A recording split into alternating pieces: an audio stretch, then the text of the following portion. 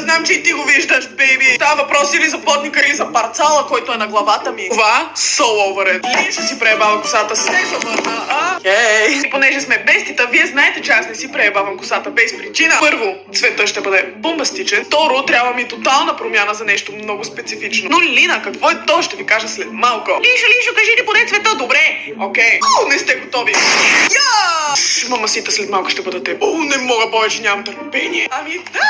Накрая ще боядисаме и екстеншените ми и ще стане просто репера. Но не мога да ви опиша колко нямам търпение. Тъмната Лишо да се завърне, вече не мога да се гледам светла. Като си друсам тази боя да ви кажа, знаете, че за това лято готвя страшно много яки неща. И хора вече започват да стават факт. И аз съм така. Утре, сутринта, имам фотосесия, за която трябва да изглеждам много добре. Защото това е целият ми ребранд за лятото. Така че абсолютно не мога да си позволя да си прееба косата яко днес. Трябва да стане чай, мила. Сигурно си мислите, тя ще прави нова песен, понеже последния път, като си преебавах косата, беше заради нова песен. Първо, да. Второ, бейби, ако беше само това, на 25-ти тази събота в 10 сутринта излиза нещо, което за първи път ми се случва. И искам да бъдете на штрек, защото това, ако го пропуснеш, просто няма връщане назад. Ще ти бъде тъпо и ще ревеш.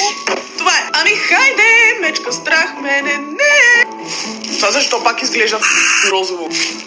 Ама като помириша този нюх, усещам как духът на Лишо се вселява обратно в мен. Оле хора, усещам го, май ще стане. Колко ще ми бъде яко това лято. Чертава се да бъде най-великото нещо, което някога ми се е случвало. Първата стъпка от цялото това приключение ще се случи в събота. Нямам търпение всички да разберете. Надолу колко става тъмно. Мале, аз дали не прекали. Най-огромно съжаление, на всичкото отгоре ми свършва времето. Ще се наложи да отидеш да ме последваш за час 2. Так ако ме последваш, няма да изпуснеш големите новини в събота. Аз доколкото се познавам, няма да издържа и най-вероятно в час 2 още ще ви кажа какво се случва, така че